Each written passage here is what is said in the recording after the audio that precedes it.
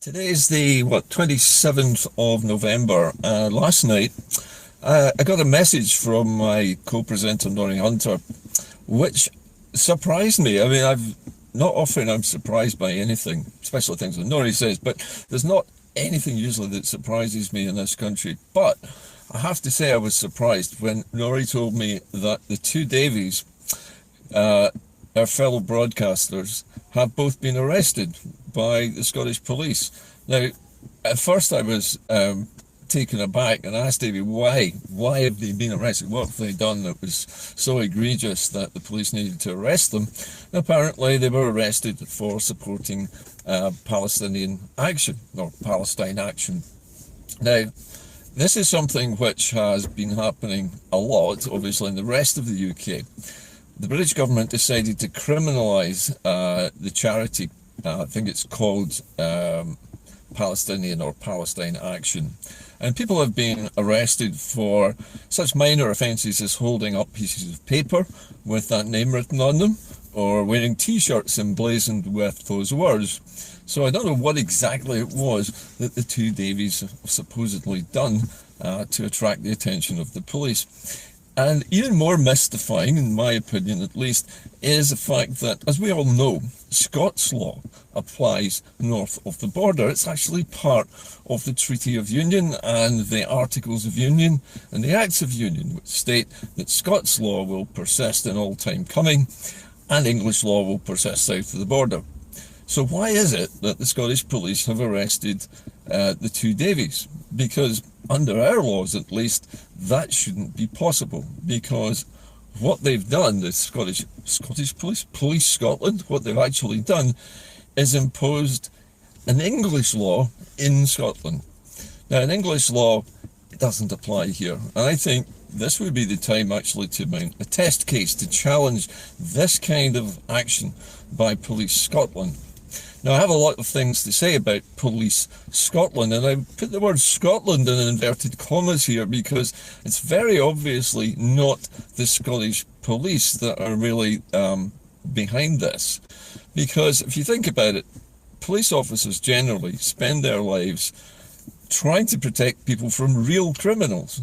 You know, they're trying to protect them from burglaries, from robberies, from violence, and to arrest two peaceful people who do nothing more than broadcast in support of independence for Scotland, simply for supporting this charity, and I emphasise the word, it is a charity which supports the people of Palestine, I find just absolutely incredible, especially in Scotland. So where did the order come from to arrest these two men? And who gave that order? Because I can't see a local bobbies in any Scottish town, village or city rushing to the doors of these two gentlemen to arrest them for something which plainly isn't a crime. It's not violence, it's not a robbery, it's not fraud, it isn't a crime, certainly not in Scots law, to support any charity for any cause whatsoever. You don't hear of people being arrested and charged for wearing a T-shirt which says support Israel or Israeli action. No, nobody sees that. Or support Russia or Russia's actions. Nobody sees that. Freedom of expression is supposedly one of the pillars of the British societal system, that we all have the right to express our opinions publicly, except for people who express an opinion supporting this one single organisation, which the English government has prescribed as a criminal or illegal organisation, a terrorist organisation. And when Norrie said to me that the Two Davies had been arrested on terrorism charges, I'm thinking, what the hell did they do? You know, did they make a bomb or something? No, they didn't. They just expressed their support for a charity. It's unbelievable in the 21st century that an English law can be imposed on people of Scotland simply for expressing their opinion. Now, I'm deliberately staying out of the actual argument about Palestine and Israel here, but if you take it as a test case, the two sides of this argument are not even related to Scotland in any way. They have no political angle to them really here in Scotland. And if you think about it, I mean, I live in Glasgow, and all around me I see Palestinian flags flying from people's windows. In fact, there's one opposite me right now. And also flying from the flagpoles of public buildings. Now, these are clearly support for the state of Palestine. Are Police Scotland going to go and arrest every member of Glasgow City Council for flying a Palestinian flag? Because it's plain to me that that expresses support for Palestine and the people of Palestine in an institution which is supposed to represent all of the people of my city. Does that make me a sort of accessory after the fact that I live in a city where the local council expresses support for the people of Palestine? Well, I don't know. But how far does this go? Because if you take this to its logical extreme, once they start prescribing organisations which they don't like, just simply because they don't like them, then where does that end? And why has the Labour Party not repealed this ridiculous piece of legislation? Whether you agree or not about Palestine or Israel and the various solutions that have been proposed to end the violence between the two peoples doesn't matter. But the fact that you can be arrested as a criminal for expressing an opinion on one side of the argument only begs the question, well, why does the English government support the other side of the argument? Because obviously that's what this means. If they're shutting off support to a charity which is there to support the refugees from this war, because that is essentially what this organisation is set up to do, then where does that end? How many other organisations are they going to prescribe? Now, when you think about this for a moment, usually the British government criminalises organisations or activities which might threaten the integrity of the United Kingdom or its security. And it could be argued that anyone who supports independence is expressing an opinion that the United Kingdom should be broken up. And surely that would be prescribed as well. That would make the SNP illegal, and that would make my programmes illegal.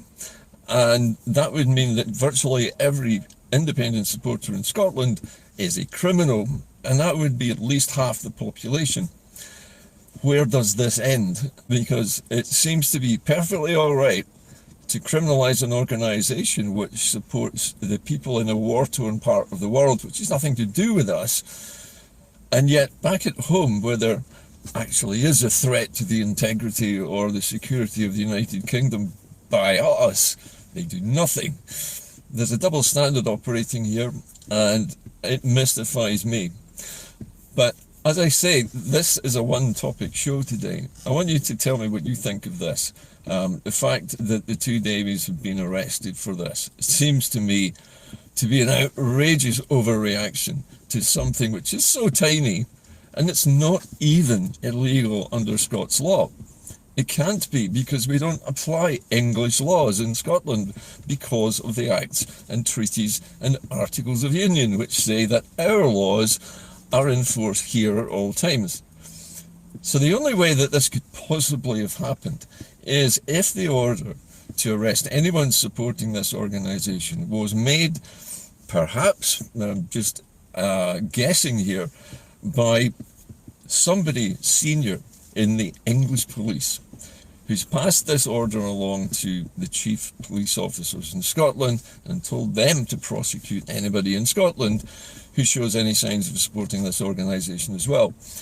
To me, this smacks of overkill. This is a tactic which is used to intimidate people, where you attack the people who really don't have any defence, the people who are least able to defend themselves and probably least likely to expect a knock on the door at 5 in the morning by the police for simply wearing a t-shirt, holding up a piece of paper, or even mentioning the words. So it's designed really to scare us all, so that nobody expresses an opinion about this organisation in favour of it at all.